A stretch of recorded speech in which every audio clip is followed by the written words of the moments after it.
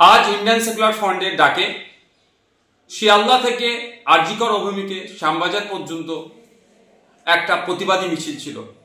আরজিকর কাণ্ডে ব্যর্থ এবং প্রিয়াঙ্কা হাসদার খুনিদের গ্রেফতার করতে ব্যর্থ, পুলিশি অরাজকতা, পুলিশি নির্যাতনের খুন, স্বাস্থ্য ব্যবস্থায় যে তলানিতে চলে গিয়েছে, আইন শৃঙ্খলা রক্ষা করতে ব্যর্থ রাজ্যের পুলিশ মন্ত্রী ও রাজ্যের স্বাস্থ্যমন্ত্রীর পদত্যাগের দাবি নিয়ে আমরা এক প্রতিবাদী মিছিলের ডাক দিয়েছিলাম।